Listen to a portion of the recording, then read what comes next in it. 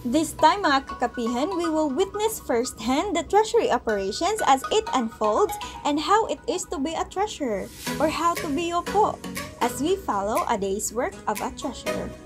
So ayan mga kakapihan, we will get to know Treasurer Edsel better. So we're done with the personal side. Now let's explore the official side. So, sir, how did you start in the government service mo? Well, I started in the government service the year 2007, where I was appointed as the private secretary of the Mayor Lakambini, Neneth. Being a private secretary will serve as the person in charge of all the activities, all the appointments in Leo. In the absence of the mayor, I will be the one to cater all the queries, all the appointments that for other persons would like to have an appointment with the municipal mayor. Well, when I started as a private secretary, I performed two tasks where I perform as the private secretary. At the same time, I was designated as the disbursing officer in the Treasury Department. Oh yes, because well, aside from my course as a BS Accountancy graduate, where I love numbers, figures, and money, so since then there's an opportunity that offers me to be part in the financial operations in the LGU or the Municipality of San Fernando. That's why I grabbed the opportunity. Aside from the private secretary, I was detailed as the disbursing officer, and I applied for the position as assistant municipal treasurer. Well, aside from counting the money or the taxes that we have been receiving from our constituents, by these collections or these funds, we are going to manage this in order for us to deliver the basic services to our constituents, especially on what had happened last year during the pandemic.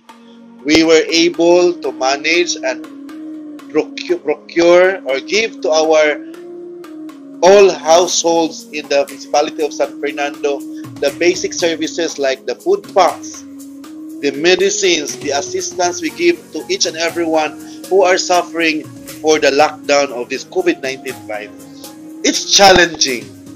It's really challenging to become a treasurer because you have to focus on the collection of sources of our funds, like we have for the business tax, the real property taxes, for the fees and charges, and especially also if our LGU has an economic enterprise, so we need to focus on that four sources of revenue in order for us to augment.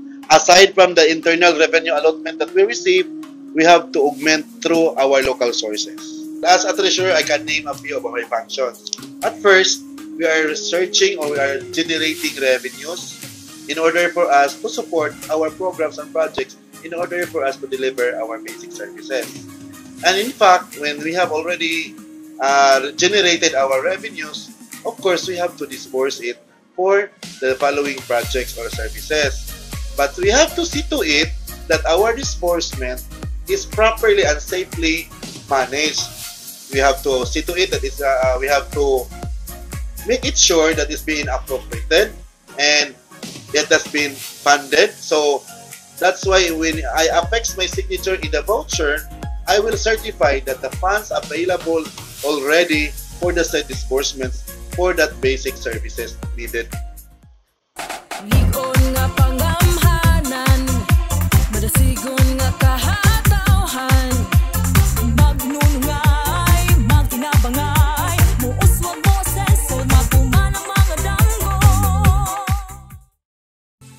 So before we explore his work within the office, labas muna tayo and see how he enforces tax in the marketplace. Tara, sama tayo!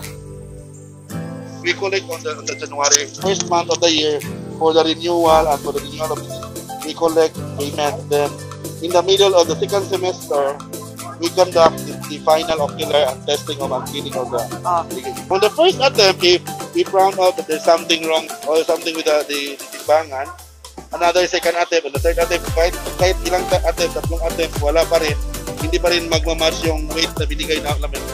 Automatically, we have to confiscate the timbangan. By violation to that, the sanction for that, we have to confiscate the timbangan, tapos we have to provide another in brand new. Brand new timbangan. So, may walang penalty na, limba, first offense na na-found out na medyo kulang ganito, may fine na wala. Automatic talaga. Wala na penalty, automatic confiscate ang kanilang, okay. So, Tres, may ano kayo? Do you have the market administrator? Actually, we don't have the market administrator position, but we have the market inspector. So the function of the market inspector is the one who inspect all the things inside the market. So the market inspector is under the office of the mayor. Saan po siya? Yeah po. Pero yung administrator dapat sana within the composition of the market board, dapat nasa treasury siya. Sa ngayon, ako pa rin po. So treasurer, so ang dami mo na palang sir, ano pang mga yung another functions, halimbawa, yung sabi mo sa market, administrator, tapos yung sa waterworks, the collections sa akin pa rin. Tapos other functions like the Menro officer, I designated. How about the general services officer? Kasi nasa office ko pa rin yung general services. So whatever procurement, I have my 2 staff. They have to check first the equipment being procured, then have the sticker, then release to the corresponding particular office who is purchasing on the said equipment. Kasi yung mga tauhan ko ay marunong ding gumawa sa kanilang respective duties, so that's why less supervision with myself, because I can assure that all the things are being performed well with my staff. So hindi na talaga kumakain ng oras pag-monitor ng mga tauhan. Because I like sa sinabi ni Mayor kanina, self-empowered na yung mga empleyado, mga tao sa San Fernando. So particularly my employees are empowered because of the activities that I have introduced to them, like the team building every year or even twice a year, so that building relationship within the office, building relationship within the people. You know how to delegate your other functions to your staff. Yes po. Ang iba, kung kinakailangan talagang ako ang gumawa at gagawin ko.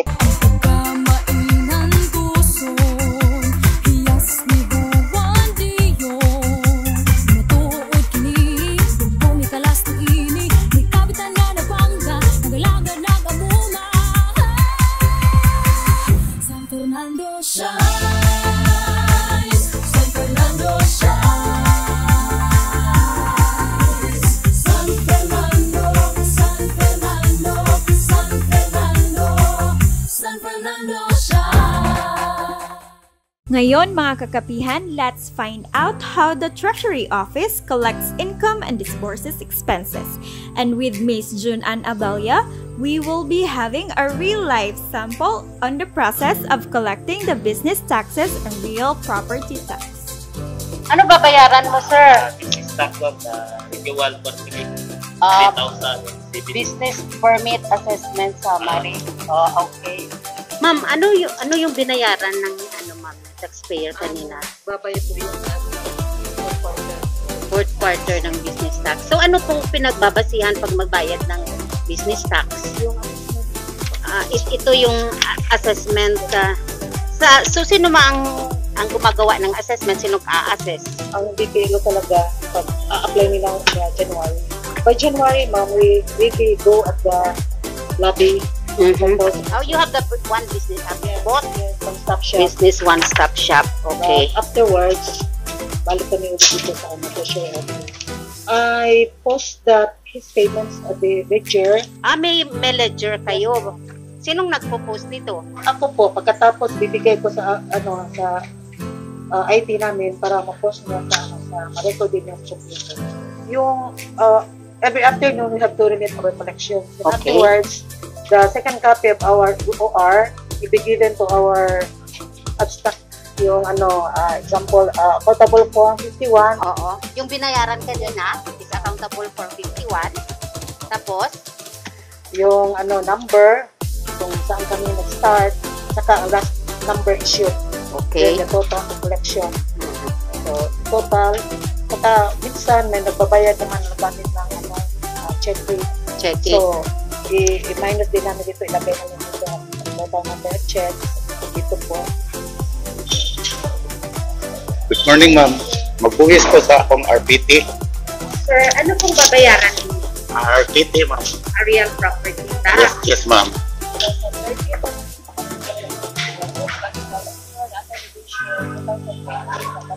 Then, mubalik ra ko diri, ma'am.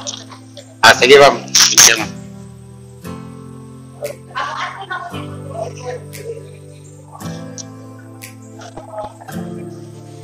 Didako de ang mong buhis, ma'am. Ga-revision. Sige, ma'am. Sibuhan na po. Ako lang nabayaran. Kanina po, pinakita namin sa inyo kung ano yung binayaran, yung business tax.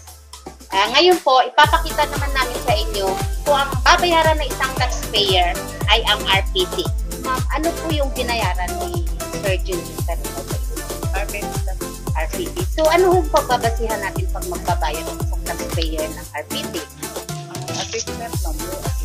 Kasi narinig ko kanina, ma'am, si Sir Julius, sabi niya, parang nagreklamo siya, bakit na biglang lumaki yung babayaran niya? Tumaas yung binabayaran niya kasi nag-revision sa 2020. So tumaas ang assessment. Okay. Kasi nag-revision pala ang province of Cebu. So, paano tayo nag-arrive sa assessed value? Meron tayong dito sa tax declaration, makikita nyo kung anong classification na isang property ang babayaran. In the case of sa ating taxpayer, ang babayaran niya is isang residential na lot, no? Residential lot. Nakalagay dito yung area, nakalagay ang market value, ang actual use, at saka assessment level. At ito po ang naka-assess, ang assessed value. Market value times assessment level is equal to assessed value. So itong pagbabasihan kung paano pag-compute, kung anong babayaran natin. So, pwede ko makita ang resibo, ma'am. Itong resibo po, may nahati, meron ditong basic at merong SEF.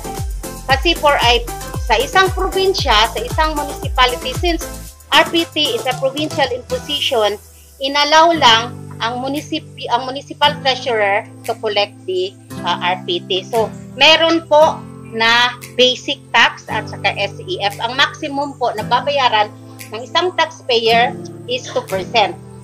So, sa computation po, based dito, magkano nga ma'am ang babayaran? 8,190. Okay, 8,190, 1% po ng basic and 1% for the SEF. Paano kasi bumayad po siya ng advance? This is for 2022. So, may less ng 20%. 8,190 times 2%. Less 20%.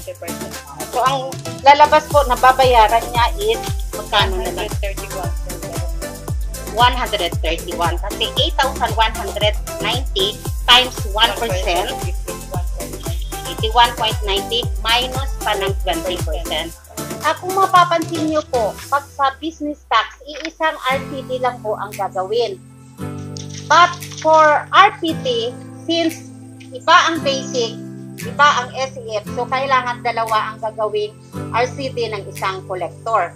So si ma'am, meron siya ditong collections ng RPT, gumawa siya, dalawa. So how to fill out this one?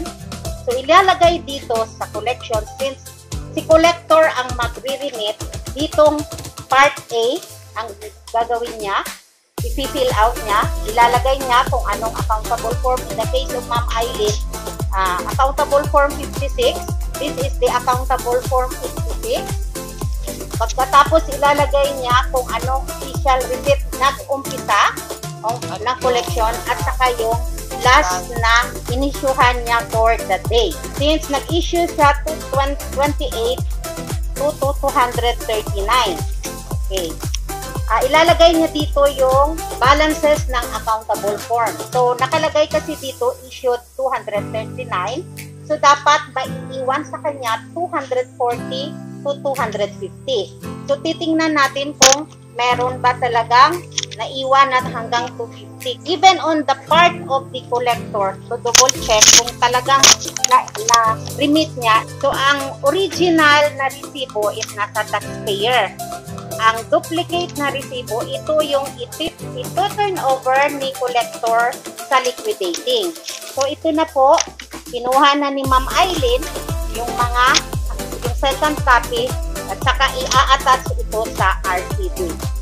Ito yung, bale, ito po ang finished product ni collector na ito turn over sa liquidating officer. Bakit po tayo gagawa ng report of collections and deposits? Sa ating pong manual, nakalagay ito kung ano ang form. Kailangan po natin gumawa ng report of collections and deposits kasi ito po ang i-check ni liquidating.